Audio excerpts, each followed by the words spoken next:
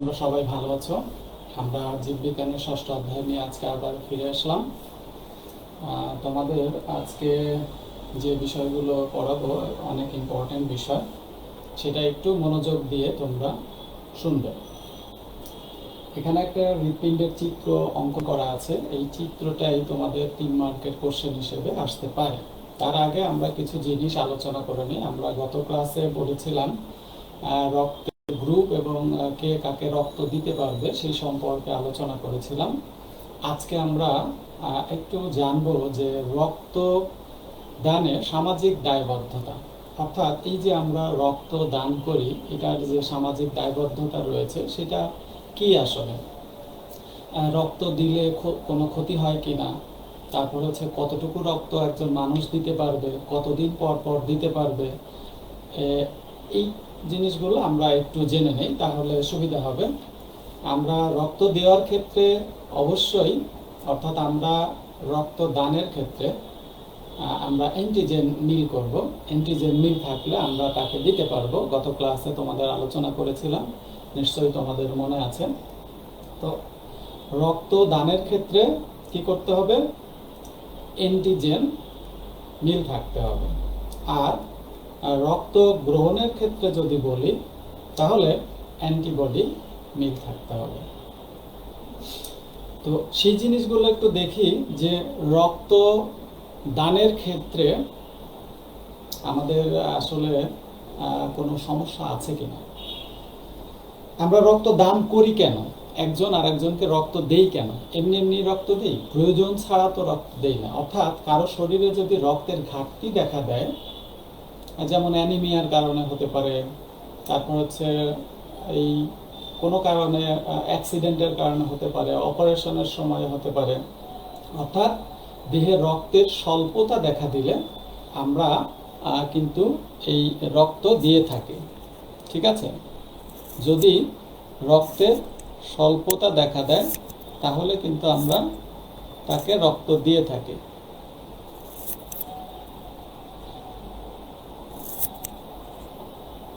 আচ্ছা, এখন খেয়াল করো যে আমরা যে রক্ত দেই, এই রক্ত দেওয়ার সময় আমাদের দেহ থেকে রক্ত নিয়ে যাকে রক্ত দিব তার রক্তের গ্রুপের সাথে মিলতে হবে। অর্থাৎ গ্রুপ মিলতে হবে, বা যাকে দিতে পারবো, মনে করো আমার হচ্ছে ধরো ও পজিটিভ, তাহলে ও পজিটিভ রক্ত কাকে কাকে দিতে পারবে? সবাইকে দিতে পারবে। তবে সবাইকে দেওয়ার ক্ষেত্রে যেমন ও পজিটিভের মধ্যে 2টা অ্যান্টিবডি রয়েছে। এখন যে রক্ত নিবে, মনে করো এ রক্তের গ্রুপ এই রক্তটা নিবে, তাহলে খেয়াল করো কিন্তু যে এ রক্তের গ্রুপ আমার ও পজিটিভের রক্ত নিবে, তখন ও এর মধ্যে 2টা অ্যান্টিবডি রয়েছে, এ এবং বি, কিন্তু এর মধ্যে রয়েছে শুধু বি অ্যান্টিবডি। তাহলে বিষয়টা কি হচ্ছে? ও এর মধ্যে খেয়াল করো, ও এর মধ্যে 2টা অ্যান্টিবডি রয়েছে, এ বি, আর এ যাকে রক্ত আমি দিব তার মধ্যে রয়েছে বি অ্যান্টিবডি। এখন আমরা আগেই বলেছি যে বিপরীত ধরনের অ্যান্টিজেন অ্যান্টিবডি রক্ত জমাট বাঁধিয়ে ফেলতে পারে। তো সেইটা এড়ানোর জন্য কি করতে হবে? ও রক্তের গ্রুপ যদি এ রক্তের গ্রুপযুক্ত ব্যক্তিকে দেওয়া হয় তাহলে সেখান থেকে অবশ্যই এটাকে, অর্থাৎ এ অ্যান্টিবডিটাকে রিমুভ করে নিতে হবে। যদি এ অ্যান্টিবডি রক্ত এর মধ্যে দেওয়া হয়, মনে করো এটা রিমুভ না করে আমি এর মধ্যে দিয়ে দিলাম, তখন কি হবে? এই যে এ এবং এই এ, অর্থাৎ অ্যান্টিবডি এবং অ্যান্টিজেন কি করবে? কোয়াগুলেট হয়ে যাবে, অর্থাৎ জমাট বাঁধিয়ে ফেলবে। তবে প্রথমবার রক্ত নেওয়ার ক্ষেত্রে তেমন সমস্যা দেখা না দিলেও দ্বিতীয়বার যদি একই ভুল করা হয় তাহলে তার জীবন মৃত্যুর মুখে পতিত হবে, অর্থাৎ অনেক সময় রক্ত জমাট বেঁধে মারা যাবে। তো এই জিনিসগুলো তোমরা নিশ্চয়ই জানো। তো এখন আমরা কি করব? সেম রক্তের গ্রুপ হলে তেমন সমস্যা নাই, মানে কোনো সমস্যা নাই, সরাসরি দিতে পারবো। এখন আমরা বিষয়টা আসি যে হচ্ছে ওই কতদিন পর পর আমরা রক্ত দিতে পারবো এবং কতটুকু রক্ত দিতে পারবো। একজন মানুষ একবারে 450 ml 450 ml অর্থাৎ পূর্ণবয়স্ক 18 বছরের বেশি বয়স্ক মানুষ 450 ml পরিমাণ রক্ত একবারে দান করতে পারে। এতে তার তেমন কোনো সমস্যা সৃষ্টি হয় না। আমাদের দেহে রক্তকণিকা সবসময় কিন্তু উৎপন্ন হচ্ছে। তো এই রক্তকণিকাগুলোর নির্দিষ্ট আয়ুষ্কাল রয়েছে, আমরা জেনেছি। এই আয়ুষ্কালের পরে কিন্তু আপনা আপনি রক্তকণিকাগুলো নষ্ট হয়ে যায়, অর্থাৎ রক্ত নষ্ট হয়ে যায়। তাই সর্বোচ্চ যে আয়ুষ্কাল রয়েছে, অর্থাৎ লোহিত রক্তকণিকার আয়ুষ্কাল হচ্ছে 120 দিন। তার মানে 120 দিন পর পর আমরা রক্ত দিতে পারবো। অর্থাৎ 120 দিন, আমি আজকে যে রক্ত দিলাম 120 দিনের মধ্যে আমার সেটা পূর্ণ হয়ে যাবে, সম্পূর্ণভাবে পূর্ণ হয়ে যাবে। এখন এই যে আমাদের দেহে প্রতিনিয়ত রক্ত তৈরি হচ্ছে, রক্ত ধ্বংস হয়ে যাচ্ছে। এখন রক্ত দেওয়ার ক্ষেত্রে অনেকে ভয় পায় যে রক্ত দিয়ে গেলে আমার দেহের রক্ত কমে গেল, তা কিন্তু না।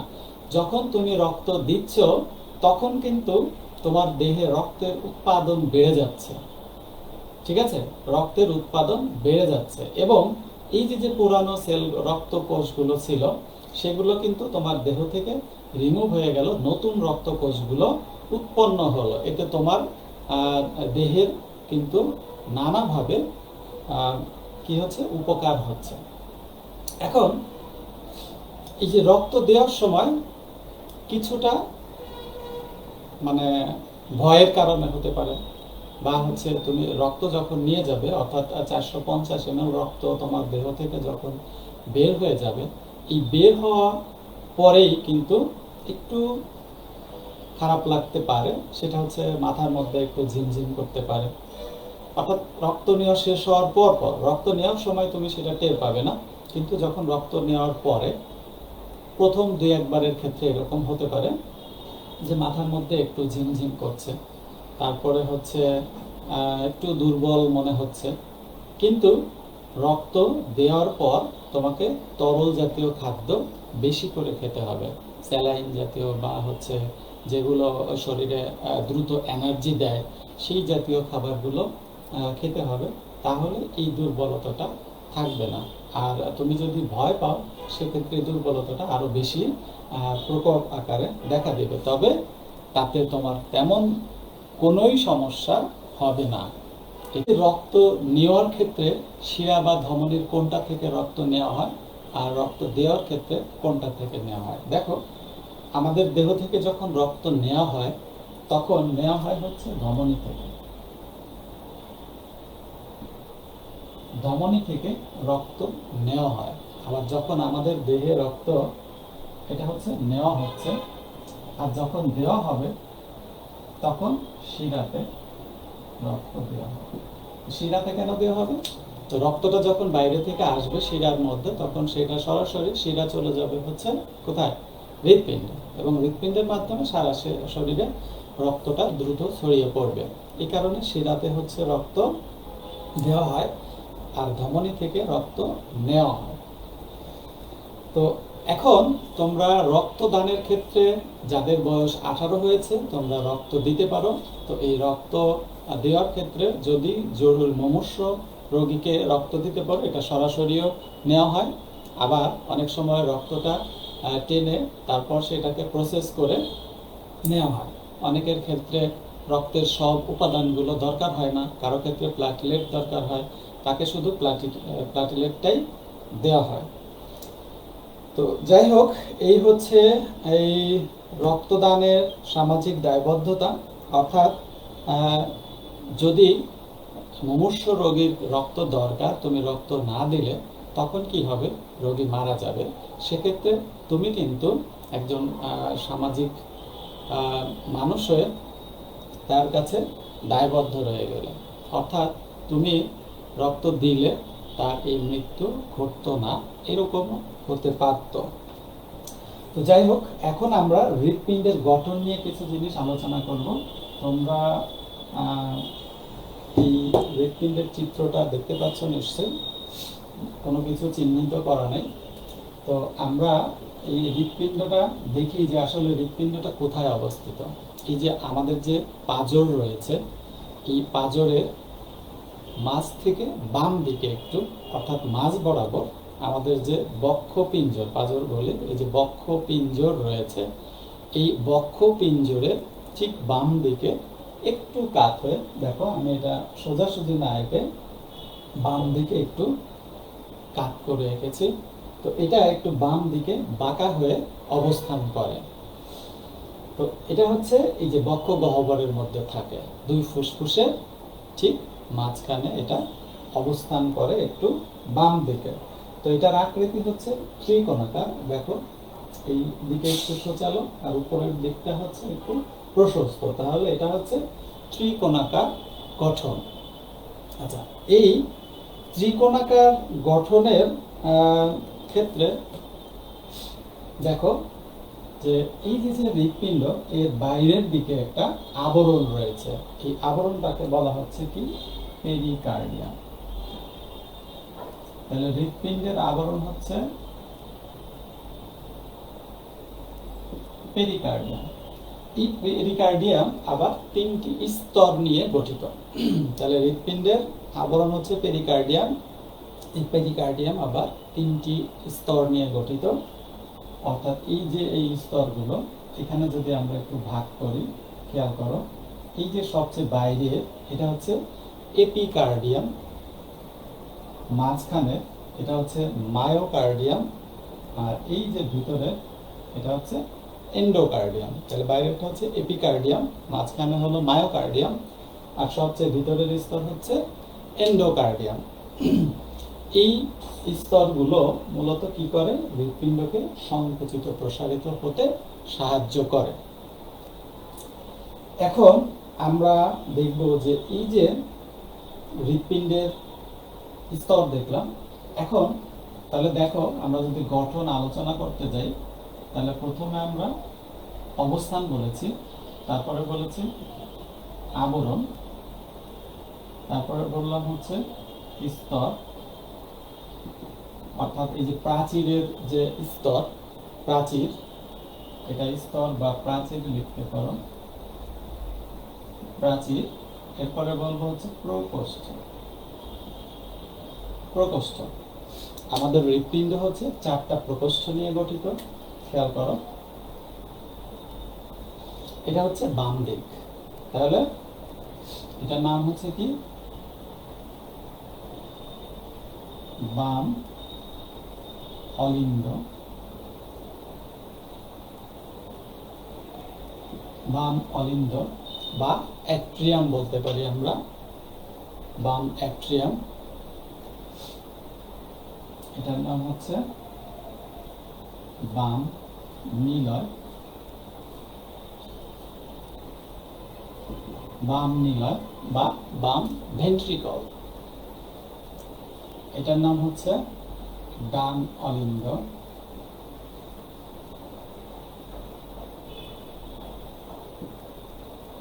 এটার নাম হচ্ছে ডান নিলয়। অর্থাৎ দুইটা অলিন্দ এবং দুইটা নিলয়, এই চারটা প্রকোষ্ঠ নিয়ে হচ্ছে হৃৎপিণ্ড গঠিত। এখন এই যে আমরা যে হৃৎপিণ্ডের চারটা প্রকোষ্ঠ দেখলাম, এখন একটা জিনিস খেয়াল করো যে এই যে অলিন্দ দুইটি উপরের দিকে অবস্থান করে এবং নিলয় হচ্ছে নিচের দিকে অবস্থান করে। এই অলিন্দ এবং নিলয়ের মাঝে দেখো কপাটিকা রয়েছে দুই পাশেই, আবার এই যে এখানে দুইটা কপাটিকা রয়েছে। তাহলে আমরা দেখলাম যে এই যে প্রকোষ্ঠগুলো, বাম অলিন্দ, বাম নিলয়, ডান অলিন্দ, ডান নিলয়। তাহলে দেখো অলিন্দে সবসময় হচ্ছে রক্ত আসে, অলিন্দে হচ্ছে রক্ত আসে, দেহের বিভিন্ন অঞ্চল থেকে অলিন্দে রক্ত আসে, এখানে ফুসফুস থেকে আসে আর এখানে দেহের বিভিন্ন অঞ্চল থেকে আসে। এরপরে দেখো এই অলিন্দ থেকে রক্ত নিলয়ে আসলো, নিলয় থেকে রক্ত কিন্তু হৃৎপিণ্ডের বাইরে চলে যাচ্ছে। এই যে ডান নিলয় থেকে চলে যাচ্ছে কোথায়? ফুসফুসে। আর বাম নিলয় থেকে চলে যাচ্ছে সমগ্র দেহে। ঠিক আছে? তাহলে আরেকটা জিনিস খেয়াল করো যে অলিন্দে সবসময় রক্ত আসে, অর্থাৎ অ্যাট্রিয়ামে রক্ত প্রবেশ করে আর ভেন্ট্রিকল থেকে রক্ত বের হয়ে যায়। এখন কপাটিকা, আমরা যদি এখানে কপাটিকার কথা উল্লেখ করি তাহলে দেখো যে এই যে হৃৎপিণ্ডের, দেখো আমরা যদি বাম অলিন্দ এবং বাম নিলয় এর মাঝখানে যে কপাটিকা রয়েছে এটি, এই কপাটিকার কথা যদি বলি, এটা হচ্ছে বাইকাস্পিড কপাটিকা। বাই মানে হচ্ছে দুই, অর্থাৎ এখানে দুইটা ভাগ রয়েছে, এরকম দুইটা পাল্লা, আমরা দরজার পাল্লা বলি যে, যাই হোক এই দুইটা অংশ রয়েছে, এই জন্য বাইকাস্পিড। ঠিক আছে? বাইকাস্পিড কপাটিকা। আর ডান অলিন্দ এবং ডান নিলয়ের মাঝে, অর্থাৎ এখানে রয়েছে হচ্ছে ট্রাইকাস্পিড কপাটিকা। তাহলে ট্রাই মানে হচ্ছে তিন, এখানে এই যে তিনটা ভাগ থাকে, ট্রাইকাস্পিড কপাটিকা। ঠিক আছে? তাহলে বাইকাস্পিড এবং ট্রাইকাস্পিড আমরা বুঝলাম। বাম পাশে থাকতেছে বাইকাস্পিড অর্থাৎ দুইটা ভাগ যুক্ত কপাটিকা, আর ডান পাশে থাকতেছে ট্রাইকাস্পিড মানে তিনটা ভাগ যুক্ত কপাটিকা। এই কপাটিকাগুলো কি কাজ করে? যেমন এরা একমুখী রক্ত চলাচল করতে পারে, যেমন এই অলিন্দ থেকে নিলয়ে রক্ত আসতে পারবে, কিন্তু নিলয় থেকে অলিন্দে রক্ত যেতে পারবে না, অর্থাৎ উল্টা দিকে প্রবাহটাকে সে বন্ধ করে দেয়। এরপরে দেখো আরো দুই জোড়া কপাটিকা রয়েছে এইখানে, অর্থাৎ এই যে এটাকে বলা হচ্ছে হলো পালমোনারি ধমনী, পালমোনারি ধমনী। তাহলে পালমোনারি ধমনীর উৎপত্তি স্থলে আরো এক জোড়া কপাটিকা রয়েছে, এটাকে বলা হচ্ছে সেমিলুনার কপাটিকা। আবার এই যে অ্যাওর্টা, এটাকে বলা হচ্ছে অ্যাওর্টা, অ্যাওর্টা বা মহাধমনী। এই মহাধমনীর উৎপত্তি স্থলে আরো এক জোড়া কপাটিকা রয়েছে, অর্ধচন্দ্রাকৃতির কপাটিকা বা সেমিলুনার কপাটিকা। এরাও কিন্তু একদিকে রক্ত প্রবাহ নিয়ন্ত্রণ করে, অর্থাৎ এরা দেখো যে হৃৎপিণ্ড থেকে বাইরের দিকে শুধু রক্ত নিয়ে যেতে পারবে, কিন্তু বাইরের দিক থেকে ভিতরে এই সেমিলুনার কপাটিকা দিয়ে রক্ত প্রবেশ করতে পারবে না। তাহলে আমরা এই জিনিসগুলো, কপাটিকাগুলো দেখলাম। আচ্ছা, এখন আমরা যে জিনিসটা পড়ব সেটা হচ্ছে হৃৎপিণ্ডের মাধ্যমে রক্ত সঞ্চালন।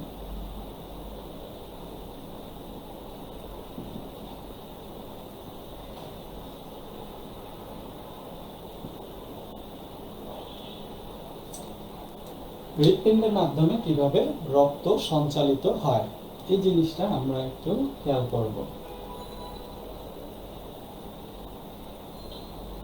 দেখো আমাদের আগেই বলা হলো যে এই যে এটা হচ্ছে ভেনা কাভা, বলা হচ্ছে superior vena CAVA, inferior vena CAVA, অর্থাৎ ঊর্ধ্ব মহাশিরা এবং নিম্ন মহাশিরা।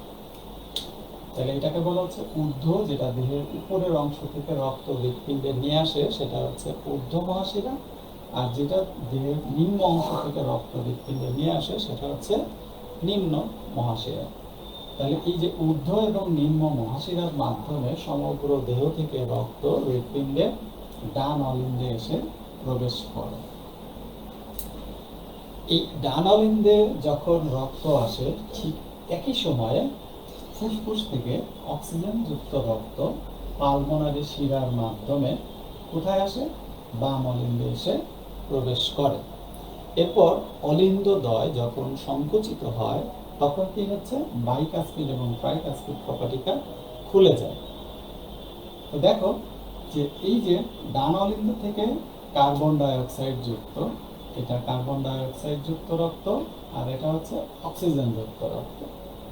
তাহলে ডান অলিন্দ থেকে কার্বন ডাই অক্সাইড যুক্ত রক্ত ডান নিলয়ে প্রবেশ করে এবং বাম অলিন্দ থেকে অক্সিজেন যুক্ত রক্ত বাম নিলয়ে প্রবেশ করে। এরপর নিলয়দ্বয় যখন সংকুচিত হয় তখন এই যে বাইকাস্পিড এবং ট্রাইকাস্পিড এই কপাটিকা দুইটা বন্ধ হয়ে যায়। বন্ধ হয়ে গেলে দেখো এই সংকুচিত হলে তখন রক্ত কিন্তু এদিকে যেতে পারছে না, তখন রক্ত কোন দিকে যাবে? এই যে সেমিলুনার কপাটিকা দিয়ে সে চলে যাবে। তো আরেকটা কথা, এই যে দুইটা অলিন্দ এবং দুইটা নিলয়ের মাঝখানে দেখো এই যে আন্ত অলিন্দ এবং আন্ত নিলয় পর্দা রয়েছে। এটা হচ্ছে আন্ত অলিন্দ পর্দা আর এখানে এটা হচ্ছে আন্ত নিলয় পর্দা। এই আন্ত অলিন্দ এবং আন্ত নিলয় পর্দায় যে অক্সিজেন এবং কার্বন ডাই অক্সাইড যুক্ত রক্তের মিশ্রণকে বাধা দেয়, অর্থাৎ মিশ্রিত হতে দেয় না। তো এই যে যখন আমাদের নিলয় সংকুচিত হচ্ছে, দুইটা নিলয় যখন সংকুচিত হবে তখন কি হচ্ছে দেখো, ডান নিলয় থেকে কার্বন ডাই অক্সাইড যুক্ত রক্ত পালমোনারি ধমনির মাধ্যমে কোথায় চলে যাবে? ফুসফুসে চলে যাবে। ফুসফুসে গিয়ে কার্বন ডাই অক্সাইড ত্যাগ করে রক্ত অক্সিজেন সমৃদ্ধ হবে, অর্থাৎ অক্সিজেন গ্রহণ করবে। আর এই যে বাম নিলয় থেকে রক্ত অক্সিজেন যুক্ত রক্ত অ্যাওর্টা বা মহাধমনির মাধ্যমে ঊর্ধ্ব এবং নিম্ন মহাধমনির মাধ্যমে সমগ্র দেহে ছড়িয়ে পড়ে, অর্থাৎ যেখানে যেখানে রক্ত যাওয়া দরকার এই ধমনির মাধ্যমে কিন্তু সমগ্র দেহে চলে যায়। সেখানে গিয়ে রক্ত কি করে? অক্সিজেনের সাহায্যে জারণ ঘটায়, কার্বন ডাই অক্সাইড তৈরি হয়, সেই কার্বন ডাই অক্সাইড বহন করে নিয়ে আবার ডান অলিন্দে ফিরে আসে। এই প্রক্রিয়ার পুনরাবৃত্তির মাধ্যমে দেহে প্রতিনিয়ত রক্ত সঞ্চালিত হচ্ছে। তো একটা জিনিস খেয়াল করো, এই যে আমাদের হৃৎপিণ্ডের সংকোচন এবং প্রসারণ, এটা কিন্তু কোনো যন্ত্র দ্বারা নিয়ন্ত্রিত হচ্ছে না, এটা আপনা আপনি স্বয়ংক্রিয়ভাবে হচ্ছে, অর্থাৎ স্বয়ংক্রিয় পদ্ধতিতে এটি সংগঠিত হচ্ছে। সেটা হচ্ছে এই যে হৃৎপিণ্ডের এই স্থানটাতে একটা বিন্দু থাকে, যেই বিন্দু থেকে ইলেকট্রিক স্পার্কের মতো অর্থাৎ ইলেকট্রিক সিগন্যাল তৈরি হয়। সেই সিগন্যালটা যখন এই অলিন্দের প্রাচীরে ছড়িয়ে পড়ে তখন কি হচ্ছে, যখন তুমি শক দেওয়া হয়, শক দিলে কি হয়? পেশিগুলো সংকুচিত হয়ে যায়। সেই ইলেকট্রিক ইম্পালস বা সিগন্যাল শক দিচ্ছে, শক দেওয়ার ফলে কি হচ্ছে? এই অলিন্দের প্রাচীর সংকুচিত হয়ে যাচ্ছে, সংকুচিত হলে রক্তটা নিচে চলে যাচ্ছে। এই সিগন্যালের কিছু অংশ এদিক দিয়ে প্রবাহিত হয়ে এই দিকে আবার চলে আসে। এখানে কিছু তন্তু রয়েছে যেটা হচ্ছে পারকিনজি তন্তু বলা হয়। সেই পারকিনজি তন্তুর মাধ্যমে আবার সিগন্যালটা বিবর্ধিত হয়ে আবার এই যে নিলয়ের প্রাচীরে ছড়িয়ে পড়ে।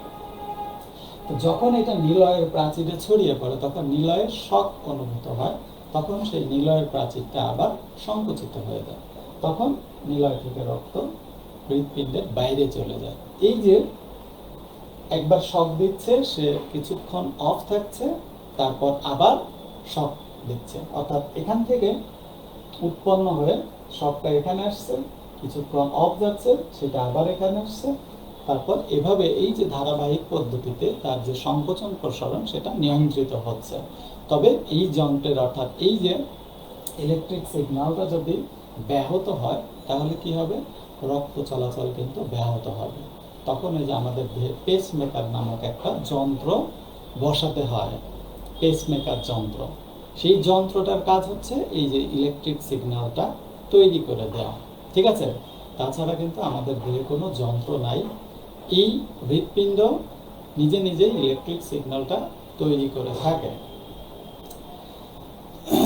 আচ্ছা, এরপরে আমরা আরো কিছু জিনিস একটু আলোচনা করি, যে এই যে রক্তবাহিকা আমরা যে বললাম যে হৃৎপিণ্ড থেকে রক্ত নিয়ে যাচ্ছে, রক্ত আসছে, সেটাই যে রক্তবাহিকার মাধ্যমে যাচ্ছে। অর্থাৎ হৃৎপিণ্ড থেকে খেয়াল করো যে হৃৎপিণ্ড থেকে যে রক্ত নিয়ে যাচ্ছে সে হচ্ছে ধমনী।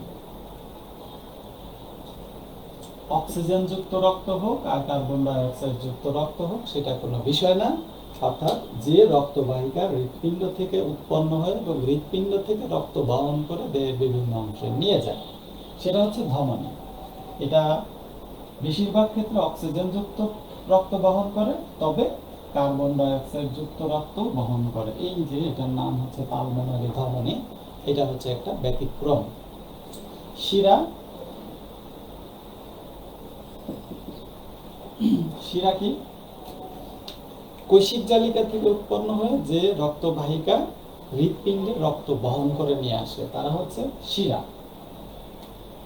এরা সাধারণত কার্বন ডাই অক্সাইড যুক্ত রক্ত বহন করে, তবে অক্সিজেন যুক্ত রক্তও বহন করে। যেমন এই যে পালমোনারি ধমনীর কথা আমরা বলেছি, পালমোনারি শিরার কথা বলেছি, এই পালমোনারি শিরা কিন্তু অক্সিজেন যুক্ত রক্ত বহন করে এবং সে হৃৎপিণ্ডে রক্ত নিয়ে আসে, এই জন্য তার নাম হচ্ছে শিরা।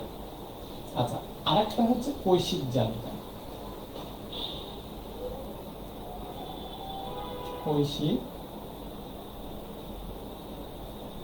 কৈশিক জালিকা, খেয়াল করো এই কৈশিক জালিকাটা কি? কৈশিক জালিকা হচ্ছে এই যে ধমনী যখন কোনো অঙ্গে পৌঁছে সেখানে গিয়ে শাখা প্রশাখায় বিভক্ত হয়ে যায়, এই শাখা প্রশাখাগুলোকেই বলা হচ্ছে কৈশিক জালিকা। ঠিক আছে? তাহলে ধমনী কোনো অঙ্গে পৌঁছে যে ক্ষুদ্র বা সূক্ষ্ম শাখা প্রশাখায় বিভক্ত হয় তাকে কৈশিক জালিকা বলে।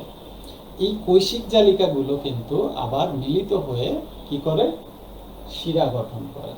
তার মানে এরকম যদি একটা ধমনী আসে, ধমনী এসে একটা অঙ্গে, যে কোনো একটা অঙ্গ এরকম শাখা প্রশাখায় বিভক্ত হচ্ছে, সেটা হচ্ছে কৈশিক জালিকা। এটা আবার এরকম মিলিত হচ্ছে, শাখা প্রশাখাগুলো মিলিত হচ্ছে, মিলিত হয়ে শিরা গঠন করে। তাহলে এটা হচ্ছে ধমনী কৈশিক জালিকা, অর্থাৎ আমরা একটা মিল খুঁজে পাচ্ছি শিরা। কোনোটা কিন্তু আলাদা না, ধমনী, শিরা, কৈশিক জালিকা এটা কিন্তু পৃথক কোনো ঘটনা নয়, একটাই ঘটনা যে ধমনী দিয়ে রক্ত আসছে, কৈশিক জালিকায় বিভক্ত হয়ে কোষে বা হচ্ছে বিভিন্ন অঙ্গে যাচ্ছে, তারপরে আবার সেগুলো মিলিত হয়ে শিরা গঠন করছে। এর মাধ্যমে আবার রক্ত হৃৎপিণ্ডে চলে আসছে। শিক্ষার্থীবৃন্দ, তোমরা ভালো থাকবে, সুস্থ থাকবে।